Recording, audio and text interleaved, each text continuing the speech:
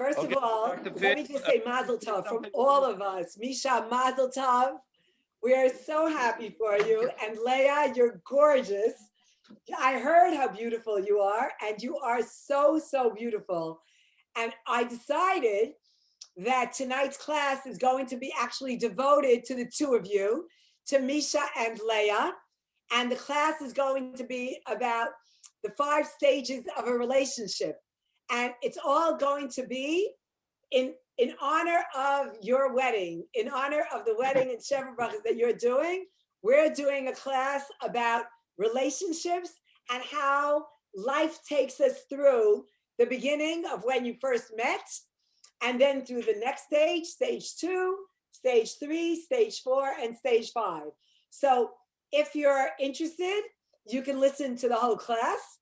I don't know, I think the rabbi might be serving dinner, so I don't know if you're part of the, if you can be part of the whole class, but I just want you to know, as a gift from us to you, tonight we are talking about relationships with the blessing in our heads for Misha and Leah to go through stage 1, stage 2, stage 3, stage 4, stage 5, for Arichat Yamim, a long life with a beautiful life, a happy life together, a joyous, respectful life together, lots of children, lots of grandchildren, and we're wishing you the greatest bracha that as you travel through life, your goal is achieved, that you will have a beautiful family, beautiful children, and you should just continue to be part of the family. So Mazel Tov, and Rabbi, our class is devoted to Leah and Misha for tonight.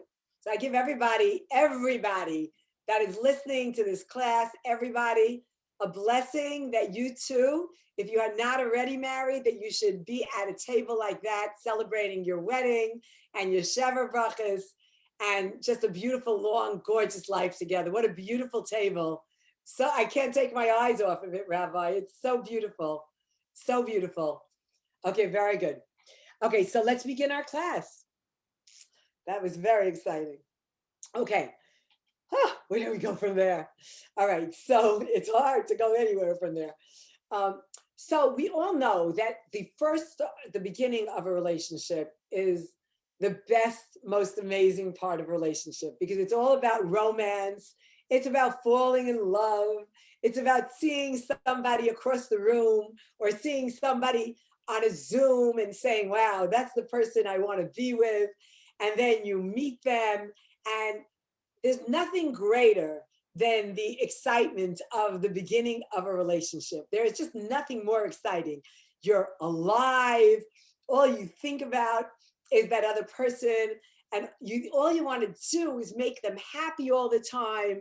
And you're just so in love that you're not really seeing the real person. You're just, it's just like you feel like two magnets drawn together.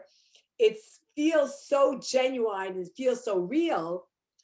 But in reality, the beginning of a relationship is really about infatuation. That romance, you're just infatuated with each other. We call it falling in love because that really is what it is. You have no control over it. You're just falling in love. And it's very energizing. Suddenly you're never tired. You're never sleepy. You're always alert. You're always looking for your phone. There's always like another moment of excitement. It's just like the most exciting. There's nothing more exciting than falling in love. You can't stop thinking about the other person. It's just, it's wonderful. And in that stage of falling in love that we all have, that person is flawless. You don't see any flaws in that person.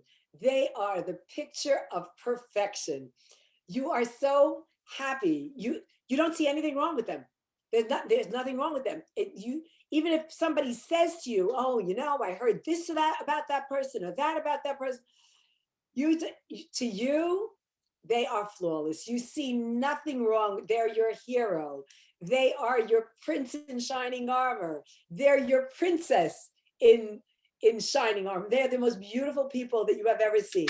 Now, the reality is, right, that it's not real what you're seeing. It's really a bit of a mask, because what you're seeing is what you really want to be seeing. It's just what you want to be.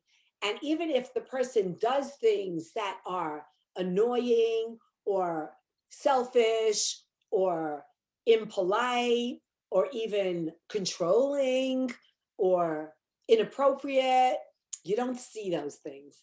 And if people point them out to you during those first few months, you are blind to those things. If somebody says to you, you know, he or she is, that was very selfish that they did that. You say, no, I understand. Don't you get it? They did it because they were trying to help me out. They did it because they love somebody. You don't, you're just in love. You're flying, and they're flawless. Now that relationship, that intense, imaginary fantasy relationship, it usually lasts around, it's an 18-month. Usually you can stay in that relationship. For 18 months, you're practically, really, like you're on drugs. I like to call it being on ether, like when the dentist puts you out and you don't feel anything, and you kind of walk out of the office and everybody seems to be like, everything seems to be so smiley. I call it the ether stage. You're like in la la land. And that stage really lasts about 18 months, believe it or not, where everything about them, and it's a physical attraction. That is a wonderful thing, because if you make it through stage 5, usually it's that physical attraction about them. It's about being attracted to them that takes you through all the 5 stages. You need that. And we're going to talk about that, why our Jewish religion is so incredible when it comes to relationships. Okay, so now you've been together for a while, and little by little, you're starting to see the real person, and you're starting to see a couple of flaws here and there, and you're thinking, like that was a little bit selfish. And you get to the second stage, which is the stage of like, oh, that's like a little bit weird what that person is doing, like I don't know if I really like that. And that second stage, really, I like to think of that second stage as being a power and struggle stage, where you kind of start getting into it, like who's right, who's wrong. I can't believe you did that. That really wasn't nice. Well, you don't really get me. I did that because I was trying to protect you. No, that's not true, but you weren't nice. You didn't speak to my mother nicely. What do you mean? Of course I did. And it becomes like, that's the stage where arguing starts happening. And, I really want, I bring you a gift. That's not really the gift I wanted. Why didn't you ask me what I wanted? You brought me flowers. I really didn't want flowers. I wanted jewelry. Oh, you bought me a tie. I didn't really want a tie. I wanted a sweater. Oh, or God forbid the person says, wow, you look like you put on a little weight in COVID. Oh my gosh, what do you mean I put on weight? COVID is so difficult for us. Of course I put on weight. You think I put on weight? Look at you. You put on more weight than I put on. Yeah, are you kidding me? Or they tell a joke and suddenly, like, you don't think the joke is funny at all. Whereas 6 months ago, if you would have heard them tell that joke, you thought it was the funniest thing. You'd be sitting there and saying that you have such a great sense of humor. And now you hear the joke and you say, that's a joke? That's not funny. That's insulting. That's degrading. And suddenly, like, you're not finding the things that you thought were amazing. Suddenly you're finding fault in those kind of things. And that's the second stage. And in the second stage, believe it or not, that same person that you loved so much, you could be very angry at them. You can almost find them, believe it or not, that same person that you loved and you thought smelled so good all the time, suddenly you're finding them absolutely repulsive. You feel betrayed by them. You feel angry by them. You feel degraded by them. That second stage is a very, very, very hard stage, because you're seeing a lot of fault in the person, a lot. So most people during the power struggle stage, a lot of people, that's when they split up. They can't hold on. It's not working. When does the power struggle stage usually happen? The power struggle stage usually happens when there's going to be a commitment, when you're ready to move on into either getting engaged or living together or something. Something about the relationship is going to tie the two of you together. And the idea of being tied together, suddenly one of you or both of you starts freaking out, and it's not a good scene. All those things that were so wonderful about the person, they're just not wonderful. And that stage, that power struggle stage, if people don't get through it, the relationship usually ends. So they got through the romance, but now they're at the stage of really being angry, repulsed by each other, and then that's it. The relationship is over. But what about if you really want to still be together? What about if you have like a vision, you really wanted to marry the person? So I just need to say this, we all go through the second stage. Some of us, though, after the second stage, boom, it's over. We go in different directions. I go out looking for another partner. You go out looking for another partner. Either we go out looking for another partner and we find another partner, okay? Or sometimes you go out looking for another partner, but when you're looking for another partner, you start thinking, you know what? I really do miss that guy, or I really do miss that girl. I am thinking about them. And yeah, there were things about them that I really didn't like, but I loved them. I really loved them and I miss them and I want to be together with them. So sometimes after stage two, hopefully after stage two, you actually stay together. And that's the majority of people. They do stay together. And when you do stay together, that is stage three. And stage three is a very, very nice stage, because in stage three, you're actually in the stage of deep love. That's when love really starts happening. That's no longer the first one where you were just falling in love, falling. This one is about really deeply loving the other person, that you're actually getting to know them. You're actually understanding who they are. And guess what? You've passed the power struggle stage and you get to say, I'm not really going to change that person. You can't change anybody. I can't change them. I can't make them another person. If they love me enough, they're going to want to give to me, and they will want to change for me because they love me so much that they want to make me happy. And that's what happens in stage three. In stage three, it's called the stability. We call it a stability stage. Why? Because you've gotten to a place where you're okay. You're on stable ground. You don't want to be separating from each other. You want to stay together. And then from that stage, you can actually go into a commitment. Why? Because you love each other. You're attracted to each other. You're very excited about being with each other. But there are no masks on anymore. You get to know who the real person is, and you really love that person, even though they have flaws.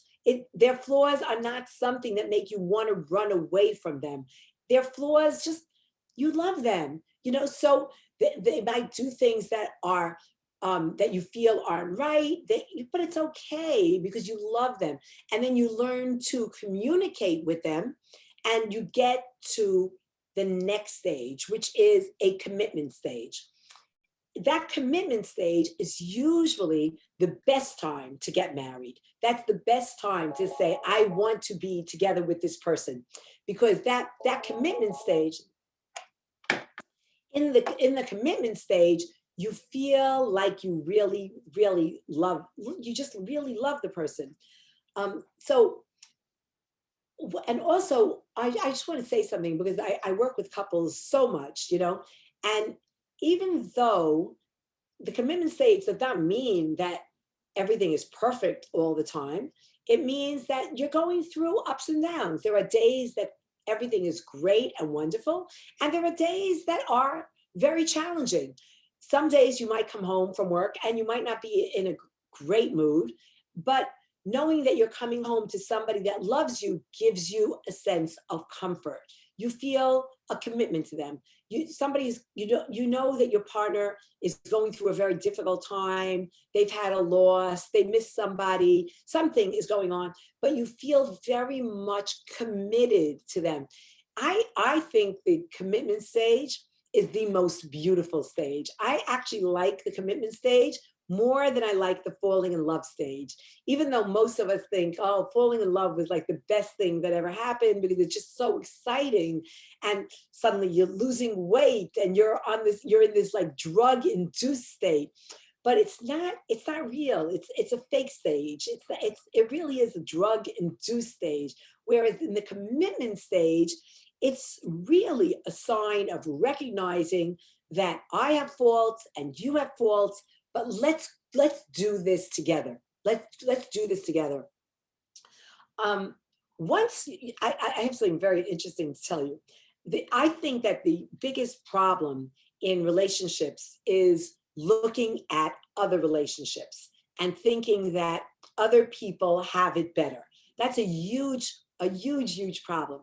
Like you're in a relationship, you really love the person, you've gone through so much with them, and going through some, the more you go through with somebody in terms of difficulties, the more you love them because you've stayed together. The problem is, though, that very often people look at other relationships and they think, oh, look at them. They look so loving. Oh, they look so adoring. Why aren't we like that all the time? What happened to us? Remember at the beginning, we were so in love with each other, but look at us now, like we're kind of like bored with each other. So the truth is that having a good, exciting relationship means putting the work in. It doesn't come naturally. Yes, the beginning is exciting naturally, but once you're in a relationship, there is work to be done. You have to organize dates together. You have to create excitement in the relationship once you're in the relationship. But I just want to tell you something very, very interesting. I have a couple that was together, and it was a disaster, such a disaster. And they were married with children already, and the relationship was just horrible. But it was such a disaster that they couldn't even be in the same room together without yelling and screaming and abusing each other. So I said to them, you know what? Instead of like yelling and screaming, and there's these two little children around and they're listening to you scream all the time, why don't we designate a place, someplace outside the house where you guys can go, sit on a park bench and just have it out. You need to get it out. You have so much anger at each other that just let's find you a park bench, go to that park bench and do whatever you want to do, scream at each other as much as you want, but at least the children don't have to listen. So listen to this. They designate a park bench. This is in Brooklyn. They designate a park bench that they're going to go to once a week on their own, not even with a therapist, on their own. They're going to go to a park bench and they're going to get all of their anger out, and maybe that will work for them. And then once they go back home, they'll be okay. So, and they were doing this, and sure enough, they're at this park bench and they're just really so angry. They have so much anger. You're not making enough money. You're not making my dinner. You're not taking care of the kids. You never say hi to me when I come into the house. Why don't you acknowledge me when I walk in? Why don't you give me a kiss when I walk? And they're going at it. Now, for exactly 30 seconds, they stopped yelling at each other. They both had brought sandwiches. I told them, take sandwiches with you to the park when you go so that you have something to eat while you're there. So they stop literally for 30 seconds. They both take a bite of whatever it is that they're eating. And there's somebody passing by, right? And as this person is passing by, they're both eating their sandwiches. So while you're eating, as we're learning from Corona, when you're eating, you don't wear a mask. When you're eating, you also can't be yelling at each other, right? So they took this 30-second break of eating. Somebody passes by, right? And says to them, wow, look at the two of you. I wish I had a relationship like the two of you have, sitting on a park bench and having lunch together. You're the most amazing couple. Now, isn't that bizarre? Could you imagine? This couple is on the verge of divorce. They take 30 seconds out, just to take a bite out of their sandwich. This person passes by, sees them just eating their sandwiches, they're not in the middle of yelling at each other. And this person says, wow, you guys have this amazing relationship. Look at the two of you sitting on a park bench, having a picnic together. That wasn't at all what was going on. But that just shows you how when you take a snapshot of someone else's life for that moment, you imagine something that isn't the reality. And so I think that's really very important to recognize the fact that nobody has a perfect relationship. Every relationship is something that needs to be worked on. Yeah, there are moments in a relationship that are absolutely wonderful. There are moments when we go back to our original magnetism, our excitement, our being attracted to each other, and that's absolutely wonderful. But relationships are about recognizing that we all have faults. Nobody is perfect. I came into the relationship looking for love. You came into the relationship looking for love. We both came into the relationship looking for love. And we both have to try to feed each other love. I can't be expecting you to spend your entire life loving me because you came into the relationship also expecting to be loved every single second. So how is it possible for me to expect for you to spend every minute loving me when you came into the relationship thinking that I was going to be spending every minute loving you? Because we all come into relationships with a fantasy of being taken care of. Isn't that all of our dreams? And in that first stage, in the romance stage, in that first stage, isn't that what we do for each other? We give each other everything so that anything after that is like, oh, remember when you used to like love me so much? And look now, now you don't even care about me. But we have to recognize the fact that that was just the romance stage. Life goes on, and in life going on, it's a give and a take. It's about reality. And I think it's also recognizing the fact that it's always about being involved in working on the relationship, in making the relationship, keeping it alive and keeping it going. And that's the fifth stage of the relationship. The fifth stage of the relationship is about nurturing each other, taking care of each other. The fifth stage of the relationship is going into life, having children, having a family, and creating meaning in the relationship. So based on this, the romance stage, the second stage being a power struggle stage where there's a lot of anger and withdrawal from each other, making it through the second stage and getting to the stability stage. And in the stability stage, that's a deep love for each other where there are no masks anymore, but there's respect still for each other and recognizing the fact that we all have faults. We all have flaws. And yes, it's very nice to have that physical attraction. You need to that physical attraction is what gets you through all of the stages. So that's a very important part.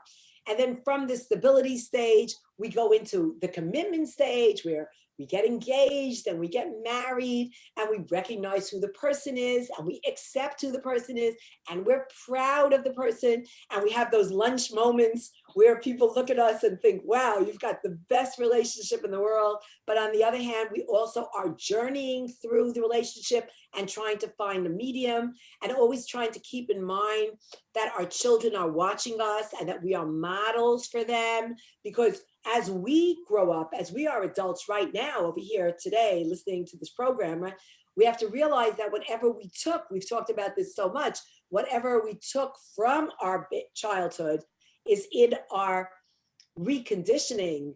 And that part, you must remember that whatever it is you're showing your children is what they're going to repeat.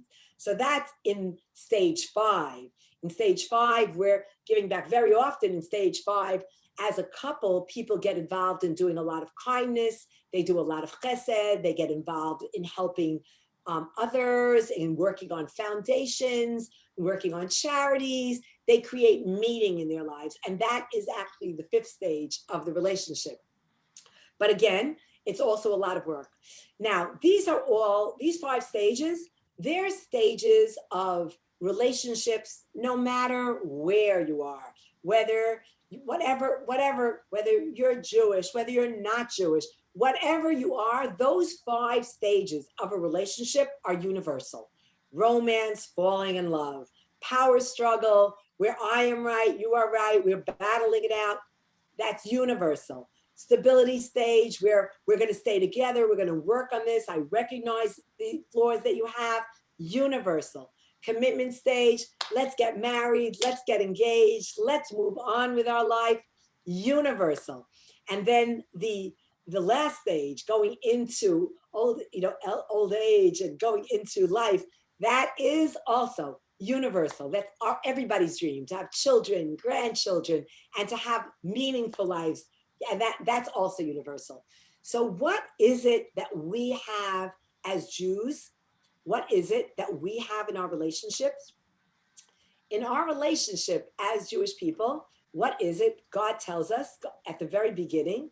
God tells us that we're going to get married, we're going to have children. People get married for the purpose of having children. They get married for the purpose of creating a legacy. My name is Zakheim, right? That is my family's name. I look forward to the future of my grandchildren growing up to be people of integrity, people who will be giving people who will be kind people. And that's our goal as Jews. It's about procreation and it's about creating children and moving on. But it's the beauty of our relationship is that the Torah actually gives us a guide. It's a Torah guide about how to keep relationships alive. And one of the most beautiful things about our Torah guide is that in a regular relationship, a universal relationship, right? You're together for 1 year, you're super excited. You can't wait to be together. Intimacy, can't wait. Second year, it gets a little bit less exciting because you've been together all the time. By the third year, the fourth year, the fifth year, it's not really that exciting to be together because you've been together. So you have to create a lot of excitement, which is fine. It works, it definitely works. But in the Jewish religion, because we have a guide of how, and this is a night of Misha and Leah starting their Jewish lives, the beauty of the Jewish religion is that it imposes upon us that besides being married and being amazingly happy with each other, we have a break in a marriage. We take 2 weeks off from each other during the time. There's a certain 2-week break that we take while the woman is unclean, or however you want to call it. But during those 2 weeks, you're separated. Now, what is the beauty of that in a marriage? The beauty of that is that, think about it. Don't we all know? Absence makes the heart grow fonder, right? So if you've been separated for 2 weeks, how excited are you about getting back together with the person that you love? You've been separated with them for 2 weeks. And those 2 weeks just make you really excited. You honestly, I would say that it's almost like going back to the beginning of a relationship. The excitement is there again. The romance is there again because you haven't been together. So one of the things that I think is the greatest part of practicing what we do is just that particular idea. The idea of, wow, we haven't been together and I can't wait to be together with you. Now, does it make sense? It makes so much sense because for any of you who have been in a relationship for a very, very long time, you know that, it's the 18 months is the line of that everybody knows that, well, studies show that after 18 months, it's just not that exciting anymore, that initial, the sexual tension that starts out when you first meet each other and that grows and that you're just, you can't wait to be together. By the time you're in a relationship for 18 months, it kind of, you've been together. But imagine that person just being taken away from you and not having the opportunity to be together for 2 weeks. How excited will you be about being together? And it's nice. What's the nice part? Because when you go back and you think you're back in the romance stage again, That's nice, but you don't have to go through the power struggle stage again because you already know each other. So you know each other enough to know what the triggers are. You know enough to know that what hurts the person and you don't want to hurt them. You want to try to be kind to them. That's also the beauty of long-term relationships, that you know what hurts the person. And unless you're a bitter, angry, vicious, vindictive person, you're going to stay away from those trigger points. You're going to try to make the person happy. And it's nice because at the beginning of the relationship, you have no idea what is going to upset them because you don't know them. But by the time you're in the relationship, 3 years, 4 years, and 5 years, you know exactly what's going to upset them. And if you really love the person, you're really going to try very, very hard not to aggravate the person. You're going to try very hard to respect them and to relay your message to them and to communicate with them in a way that is respectful, in a way that is very loving, in a way that is positive and not demeaning or degrading. So that's our class for tonight. I don't know if the rabbi is on. I think he's in the middle of doing his party. So I'm open to any ideas, but you'll have to like sort of motion by motioning if you have anything that you'd like to add on. And I'm very, very happy to hear any comments on the 5 stages of a relationship. I just had a question. I put it in the chat as well. How does COVID impact the stages? Like, because now, you said there's a difference when, you're excited, you see them, and then now you see them all day, every day. You can't get rid of them. You don't want to see them. What are your thoughts on that? It's such a great question. It's such a great question. So 2 things. The part about, or if you're already with somebody, you've got a partner and you're with that partner, and COVID and Corona and the pandemic is just making you have a lot of hours together. So I personally think that the best thing to do is that in your tiny little space that you have in those 24 hours, to create a schedule or a system where you're not together every single second. But I think it's better to create that prior to the explosion. In other words, to say, every day between 2 and 6, we're separating. Even if we're in the same room, we're not talking to each other. Even if we're in the same house, do your thing, read your book. I'm putting on my headphones. You do your thing, I'll do mine. And for 4 hours, we're non-communicating. And it's interesting because at the beginning of the pandemic, we wouldn't have known to say that because it was brand new to us. How do you deal with this? We had no idea. But now that we're in the pandemic for a full year, we have a pretty good idea, and it's almost like we're ready. We've gone through the power struggle stage during the pandemic. So being that we've gone through the power struggle stage during the pandemic, we know that we're really in the stability stage. Look, we're still together.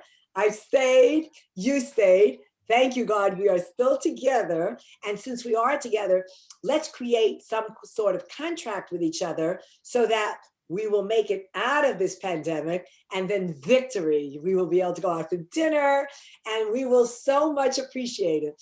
I'll tell you, I'm all vaccinated. So I was on an airplane a week ago.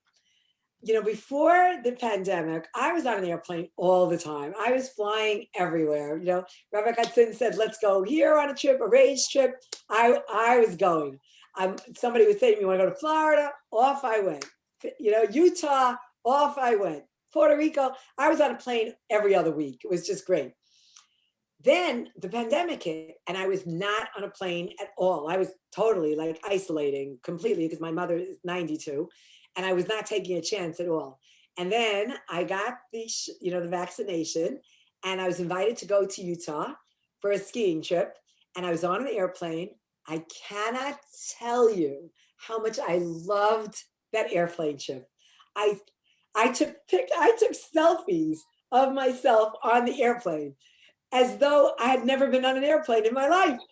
But I've been on airplanes, but it felt like the first time because it was so exciting. So I'm telling all of you, that once you're going to be back there sitting in a restaurant together, looking at each other, and once we're together as ragers back in a classroom together, we are going to appreciate every second of it so much. I can't tell you. It's that example of me being on the airplane. I can't believe, I'm so embarrassed to say that I was taking selfies of myself because I was so happy that I was actually on an airplane. So that's the feeling that you're all going to have very soon, very, very soon. Yeah, Julia. Were you taking selfies with the masks on or the masks off? No. I'm really, really careful because I'm recognizing the fact that not everybody is vaccinated, and I'm extremely careful. So that being said, that even when you get the vaccination, still the social distancing and still the masking. Was it a rage mask? It's a no-brainer. You don't want to, God forbid, be responsible for anybody getting sick. Was it a rage mask, Dr. Faye? Was it a rage mask? Oh, I don't have a rage mask. There are rage masks? No, we need to make them. Yeah, we should. Just like we need to make the shirts. That's a great, it's a great idea. It's a great idea. Dr. Faye, I have a question. So, absolutely. So I had a question more of like the opposite spectrum of dating during COVID. So what if you only start a relationship with isolation and quarantining, so you don't really get to see your partner that often, maybe once every week or every other week? So can that prolong the honeymoon romance, all the phases that you say happens in 18 months? Yeah, it's such a great question. So, you want to know something? Originally, I was extremely pessimistic and negative about real relationships happening during Corona. I couldn't imagine that that Zoom was really going to work for relationships. But I have to tell you, I was totally wrong. I have met so many couples that have actually met on Zoom, that had started their relationships on Zoom while COVID was going on.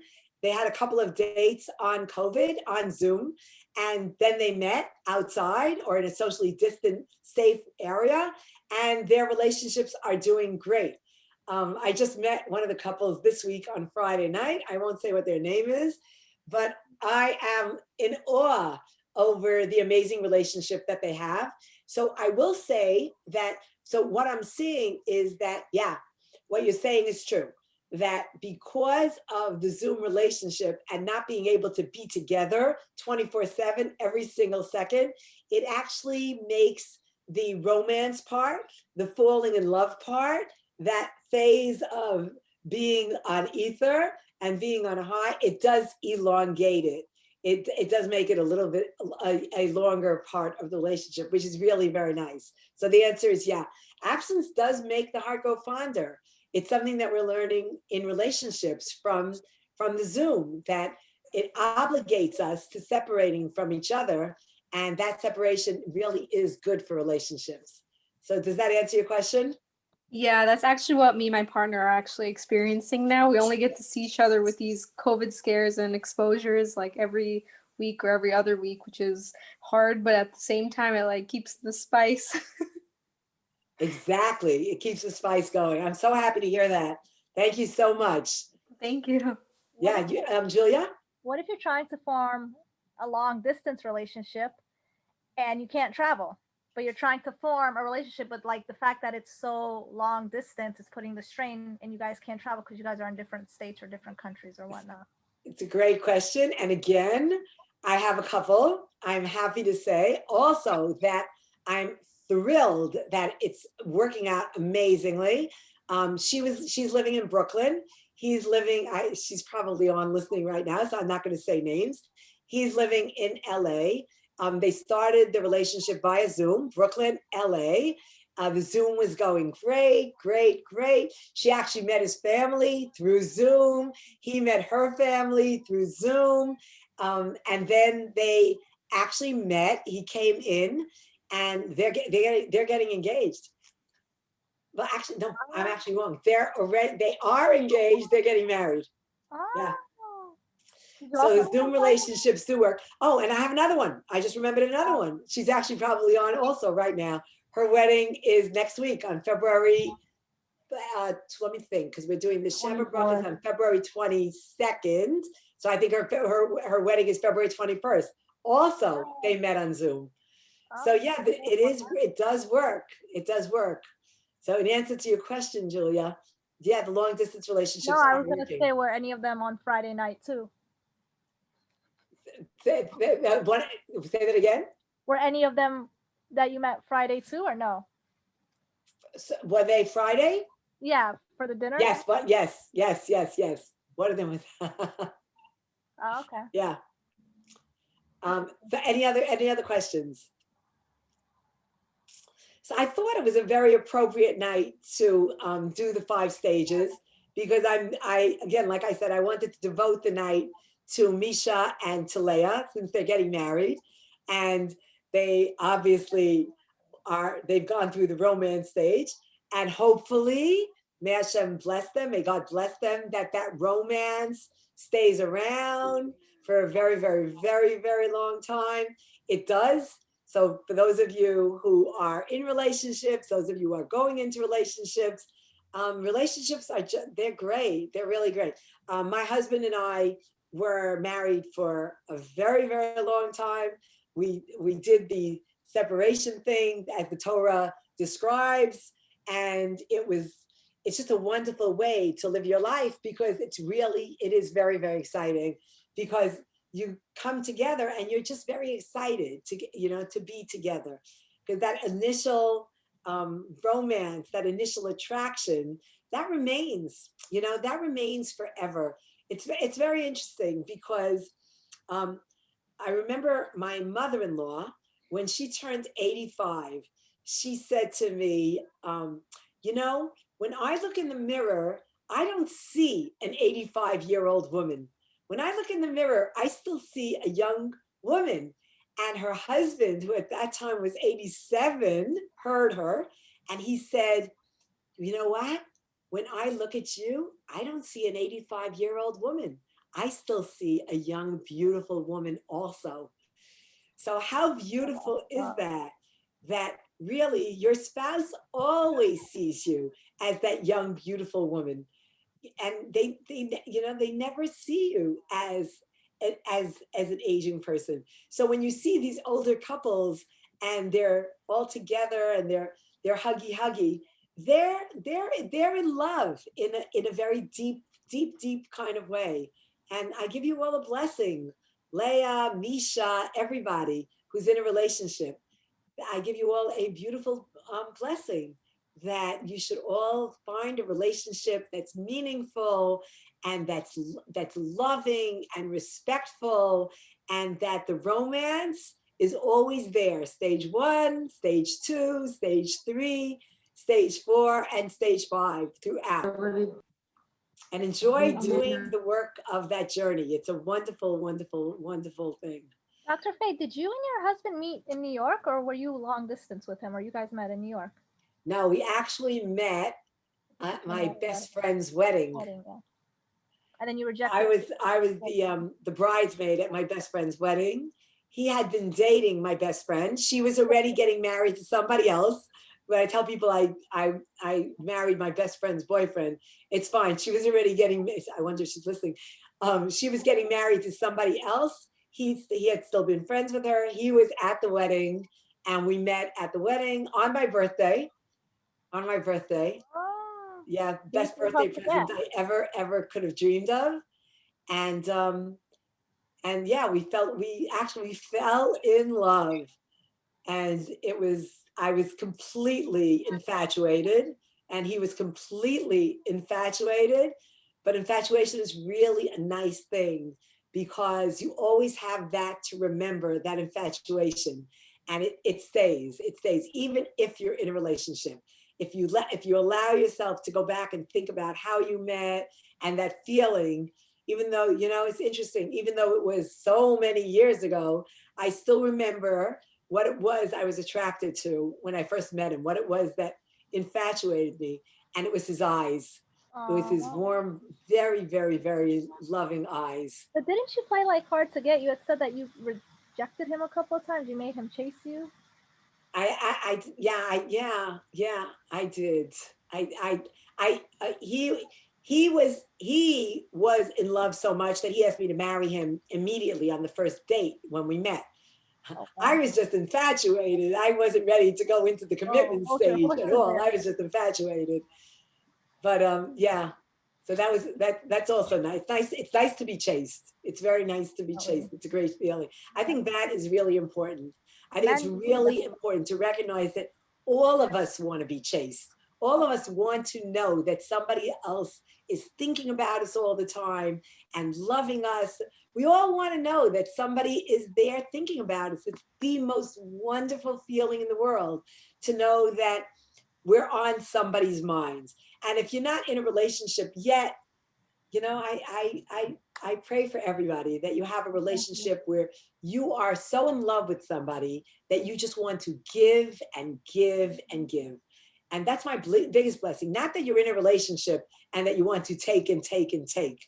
I bless you that you're in a relationship and you just want to give and give and give and give. Okay, very good. So are we good? Simcharina, we're good to go? Okay, great. Okay, so I'm gonna say goodnight to everybody because I think Rabbi Katzin is busy with his party. So I'm not going to interrupt his party. So I'm throwing a big kiss to everybody. Thank you. Stay warm, stay safe, and I Thank look forward you. to seeing you next week.